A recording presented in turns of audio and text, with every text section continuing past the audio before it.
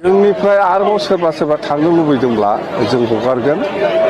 थांनाया मोजां, मानसिया एसे गेसें जानांगौ होनबा मोजां खामानि मावनो। बांद्राय होंगो दोंगोबा माबा जाया।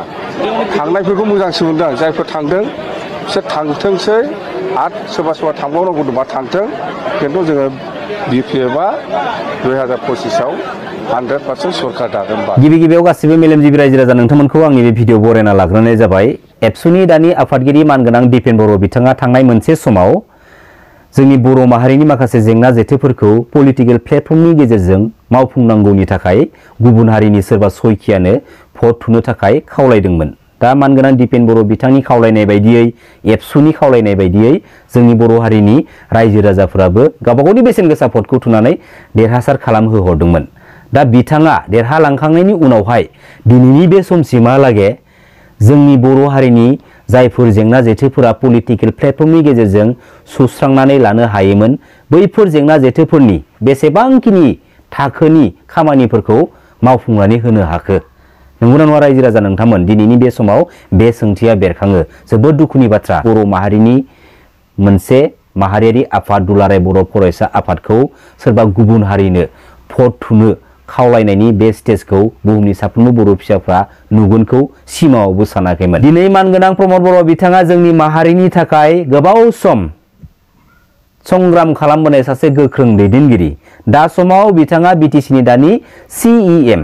दिनैयो मोनसे भिडिअनि गेजेरजों मोनसे नुथायखौ जों नुनो मोन्दों, जेराव आसाम स्टेटनि मानगोनां हेमन्त बिश्व शर्मा सारनि SPG स्पेसियेल प्रटेक्शन गार्डआ जोंनि BTCनि CEM मानगोनां प्रमद बर' बिथांखौ आखाइजों ओरै एसे नाख्लें हरलायनाय माखासे नुथायखौ जों नुनो मोन्दों। आरो जेब्ला SPGआ मानगोनां प्रमद बर' बिथांखौ एसे नाख्लें हरदोंमोन, बिथाङा ओरै नायखोदावलायथारदों ना।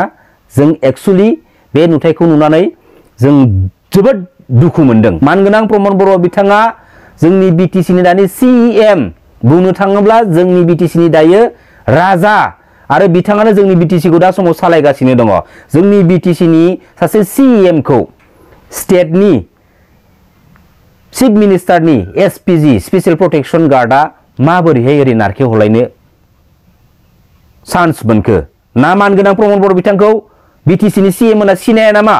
थांनाय मोनसे समाव दुलाराय बर' फरायसा आफादनि मानगोनां दिपेन बर' बिथांजों लोगोसे बा दुलाराय बर' फरायसा आफादा जोंनि न'खरनि मोननै पलिटिकेल पार्टिखौ स्पेसियेलि BPF आरो UPPL बे मोननै पार्टिखौ ज' जानानै खौसे जानानै BTC गभर्नमेन्टखौ सालायनांगौनि थाखाय खावलायनाय बाथ्रा।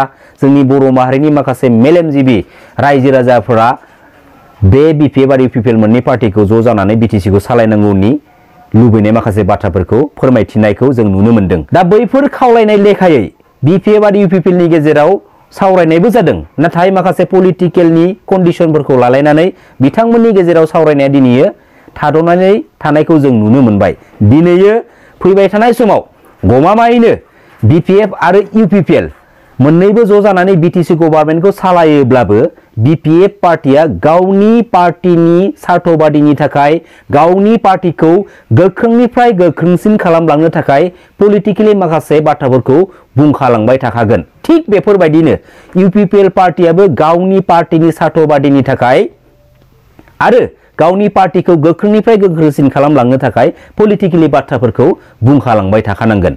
दा जोंनि गेजेराव माखासे नुथायखौ नुयो जे माखासे लिडारफोरनि बा पलिटिक्सजों इनभल्भ थानाय माखासे दैदेनगिरिफोरनि बाथ्राफोरखौ लानानै, पलिटिक्सनि बाथ्राफोरखौ लानानै गावजों गाव माने पार्सनेल मेटार खालामलायनानै दम होलायनाय, नांलायलायनाय माखासे नुथायफोरखौ नुयो। आरो पलिटिक्सनि बाथ्राखौ लानानै जोंनि माहारिनि गेजेराव ओरैबायदि बर' फिसाफोर दङ माने गाज्रि रावजों माने सोंखारि हरनाय, गाज्रि रावजों माने बाथ्रा बुंहरनाय। दा बैफोर जायफोर सुबुंफोरानोखि पलिटिक्सनि मेटारखौ लानानै सोरजोंबा रुजुनानै गाज्रि रावजों बाथ्रा बुंहरो, बैफोरबायदि सुबुंफोरा जोंनि बर' माहारिनि बिखायाव थानो समाया आरो जोंनि बर' माहारिनि मोनफ्रोमबो बिथिंनि लामायाव बिसोरो गसंनोबो समाया। दा फार्स्ट अफ अल जायफोर सुबुंफोरा पलिटिक्सनि मेटारखौ लानानै गाज्रि बाथ्रा बुंहरो, नोंथांमोना हायोब्ला बे लामानिफ्राय एसे गोजानाव थाहैब्ला मोजां जागोन। नङाब्ला फैबाय थानाय समाव नोंनि बे आखुआनो नोंखौ खैफोदाव खोख्लैगोन। आं सिदा बुंखाबाय। दिनै मानगोनां इउजि ब्रह्म बिथाङाबो जोंनि बर' माहारिनि सासे गोख्रों दैदेनगिरि। नाथाय बिथांमोन बायदि दैदेनगिरिया पलिटिक्स फिल्डआव फैखांनायनि उनावहाय पलिटिकेलि जेरैबायदि बाथ्राफोरखौ जोंनि गेजेराव फोरमायना होनांगौ। थांनाय मोनसे समाव बिथाङा मोनसे कनफारेन्सनि गेजेरजों मा बुंदों जे जोंनि गभर्नमेन्टनि समाव BPF पार्टीनि बा बबेबा आदार पार्टीनि सुबुंफोरा जेबो चान्स मोना, जेबो सुबिदा मोना, जेबो स्किम मोना, बेफोरबायदि बुंनाय बाथ्राफोरा थारैनो पलिटिक्स प्लेटफर्मनि गेजेरजों जों बर' बिदा फंबायफोरनि गेजेराव माने गावस्रा होलायनायनि माखासे गुदि षड़यन्त्रसो बेफोरो। दा बेफोरबायदि माखासे गनायजाथावै खोनासंथाव जायै बाथ्राफोरा मानगोनां इउजि ब्रह्म बिथांमोननि खुगानिफ्राय ओंखारथावनामोन, जेरावनोखि बिथांमोना थांनाय मोनसे समाव जोंनि गासै बर' माहारिखौ लानानैनो संग्राम खालामबोनाय गोख्रों दैदेनगिरि। थांनाय BTR पिस एकर्डनि गेजेरजों न' बड'लेण्ड न' रेस्ट डिभाइड आसाम 50-50 बड'लेण्ड मुभमेन्टखौ 10 बोसोरनि थाखाय उइथड्र खालामबोदों रायजो राजा नोंथांमोन। दा बे 10 बोसोरा कमप्लिट जाखांनायनि उनावसो मा थांखि लायो आरो मा थांखि लानानै गोदानै स्टार्टिं खालामफिनो, दा फैबाय थानाय समासो जोंनो फोरमायसिगोन। नाथाय दिनैनि बे स्टेजाव जोंनि BTC एकर्डनि गेजेरजों मोनखानाय लाबोनो हाखानाय पलिटिकेलि माखासे पावार एन्ड फांसनफोरखौ थांनाय BTR पिस एकर्डनि गेजेरजों खोमानानै लाबोनायखौसो जोङो नुनो मोनबाय। जेराव दिनैयो जोंहा BTAD एरियाखौ लानानै पलिटिकेलि प्लेटफर्मनि गेजेरजों जोंनि बर' माहारिनि माखासे एसे एनै प्रब्लेमफोरखौ जोङो सुस्रांनानै लानो हायोमोन।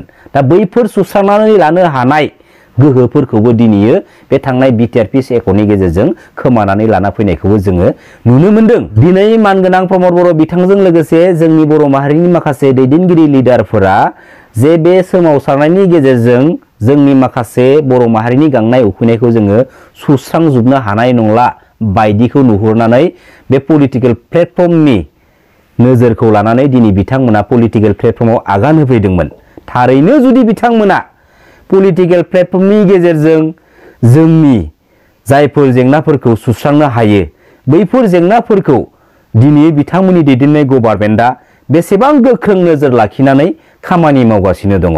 दा बे बिथिंनि बेलायाव एग्जाम्पल होनो थाङोब्ला स्पेसियेलि जेराव BTR पिस एकर्ड मानगोनां NDB ब्रादार्समोननि बाथ्रा, माखासे मानगोनां NDB ब्रादार्समोननि न'खरफोरा दिनै गावबागावनि मोननांगौ मोन्थायनि थाखाय निउज मिडिया पर्टेलनि हेफाजाब लानानै बाथ्रा बुंफैनो गोनां मोनसे स्टेजाव थानांगौ जानानै फैबाय। जोबोद दुखुनि बाथ्रा। दा दिनै मोनसे बाथ्राया जाहैबाय रायजो राजा नोंथांमोन, सोरबायदि लिडारनि दैदेननायाव बे पलिटिकेल सिस्टेमनि गेजेरजों जोंनि माखासे जेंना जेथोफोरखौ जोङो एसेब्लाबो सुस्रांनानै लानो हानाय कन्डिशनाव दंमोन। कन्डिशनाव थासेयावबो जों मानो सुस्रांनानै लानो हादिया आरो बे पलिटिकेल सिस्टेमखौ सोरबायदि लिडारा दैदेनगासिनो दङ।